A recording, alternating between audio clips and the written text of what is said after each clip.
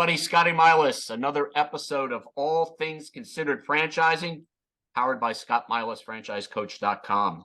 All Things Considered Franchising is a podcast dedicated to the entrepreneur, people who are interested in learning about business ownership, educating themselves about franchising, or being an independent business owner.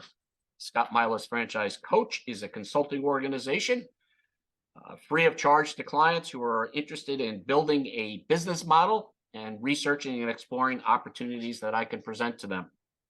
Again, there are no fees for my services. So today's guest is a pillar in Western Massachusetts. And I was just chatting with him, and it's a small world on the amount of people that we know, or people that we're familiar with or know, commonly know. But he's a gentleman that has been involved in philanthropy, helping others. I believe your father pillared the slogan, it doesn't cost anything to be nice, if that's correct. It goes like, Gary, it doesn't cost any extra to be nice. Right.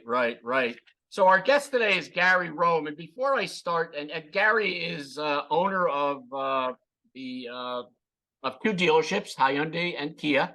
Again, pillar organizations here in Western Massachusetts. But I wanted to read something that I thought was quite interesting on one of the profiles that I read, a quote that he has. And it says, "At the end of life, what really matters is not what we bought, but what we built.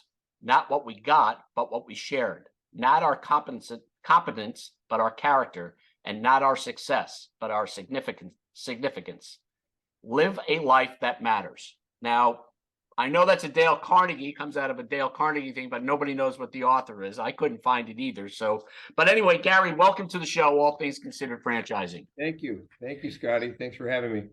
And I want to be transparent with our audience that we're connected in the community together, some organizations, but you and I have never spoken before. I reached out, and you were kind enough to accept my invitation, and I'm grateful. So thank you very much.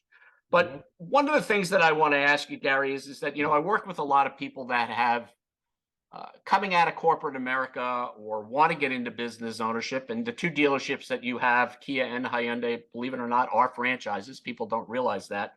But maybe you have some guidance or encouraging words for people that are interested in exploring business ownership. You started working for your father at a young age, but what encouraging words can you give about people who may be wanting to explore business ownership? I think, I could tell you, from my point of view, what works for me is I'm extremely passionate about what I do. And I don't feel like I have to go to work. I feel like I get to go to work.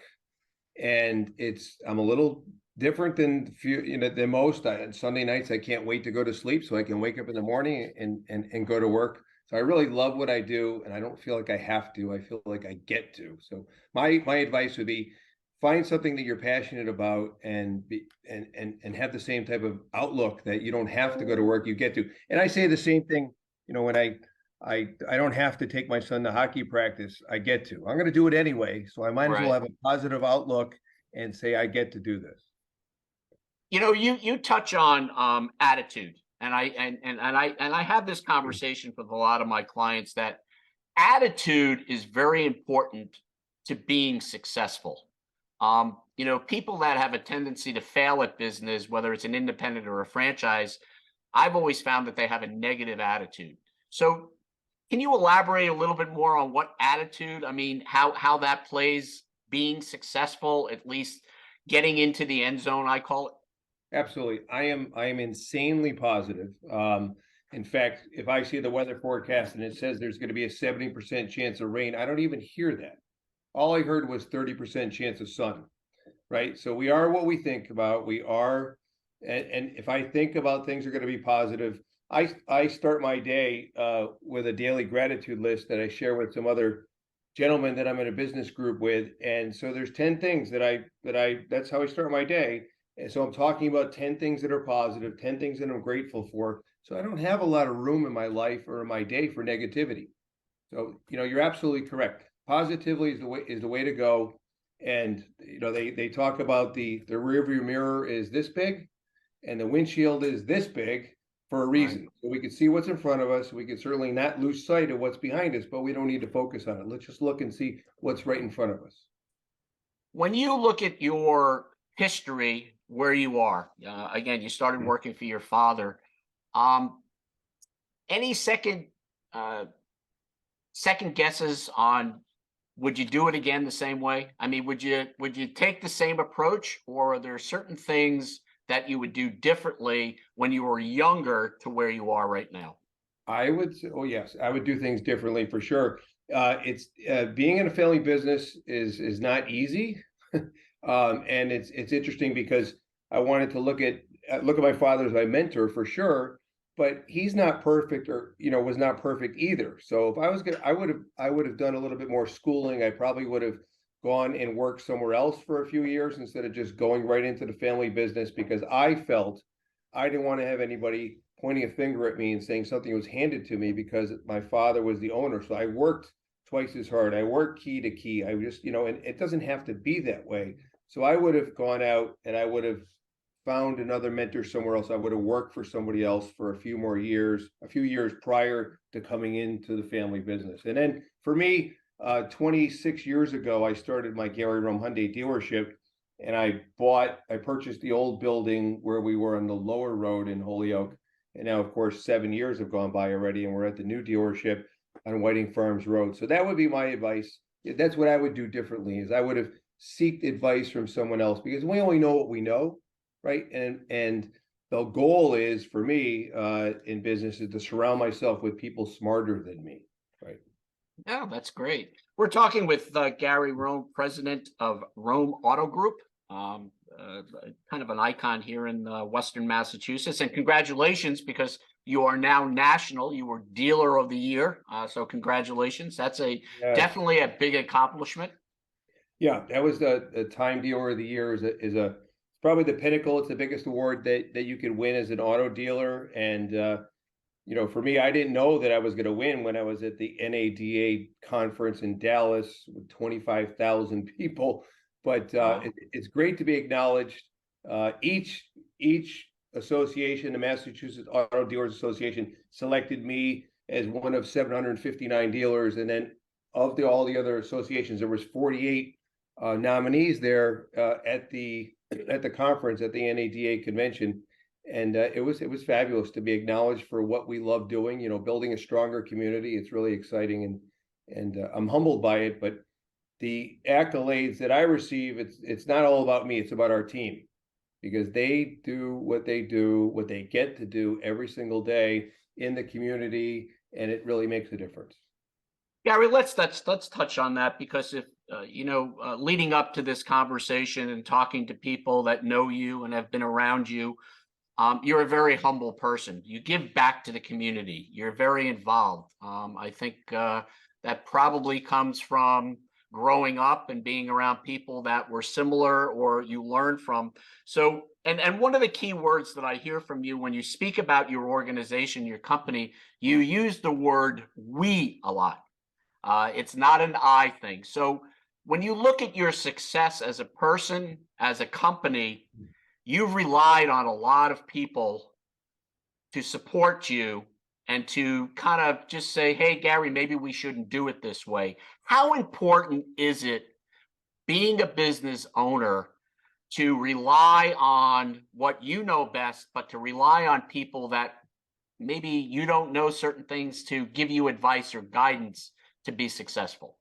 Yeah, I think it's one of the most important points in leadership is to allow people to lead, right? And what we want to do when we pick, for example, we pick the charities that we're going to be involved with, we include our team. We'll give them a list of what we think we like, but ultimately it's their team that's going to pick the charities that we're involved with, or the endeavors that we're involved with, because I want them to be fully invested. I don't want them to agree. I want it to be their idea.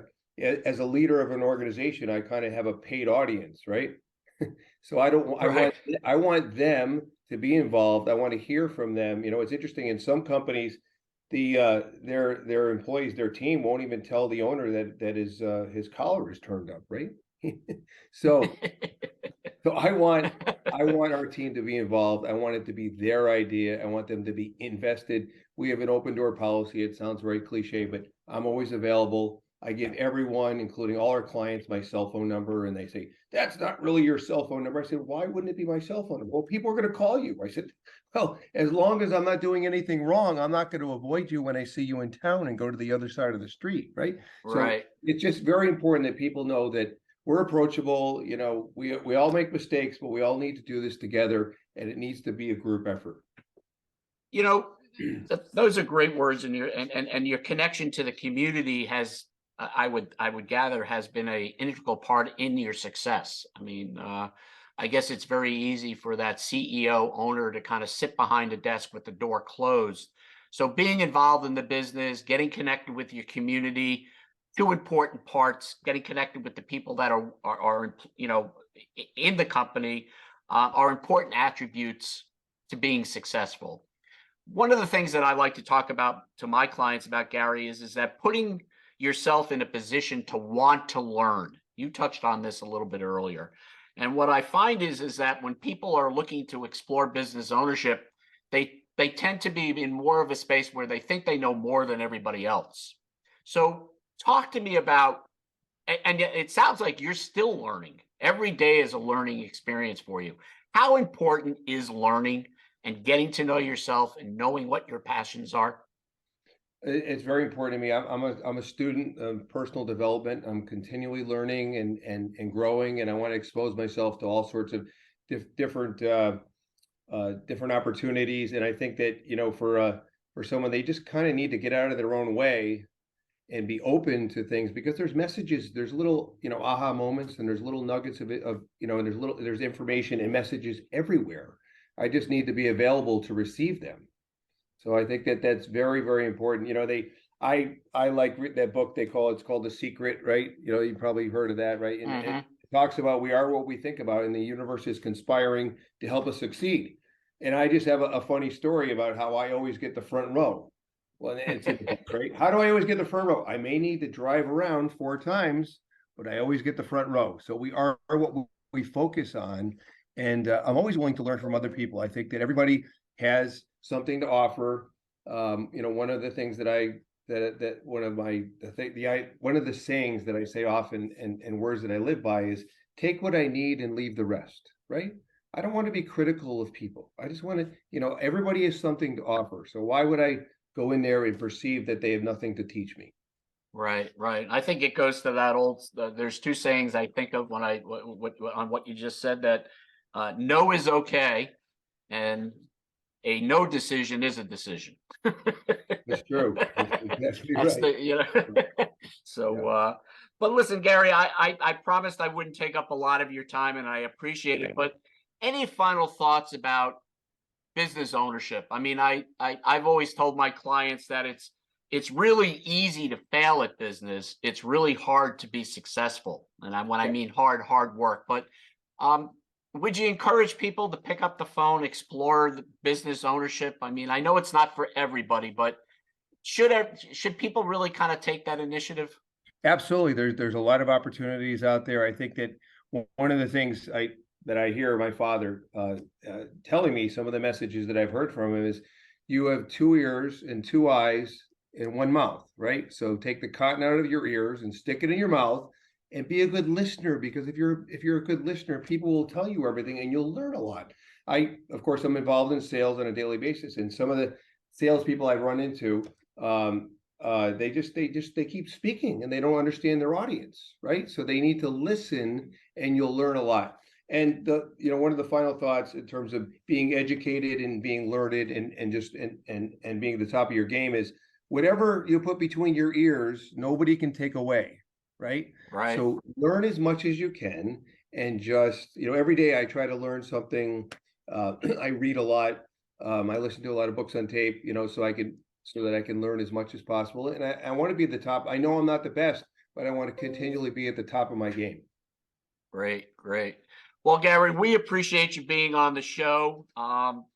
We wish you continued success.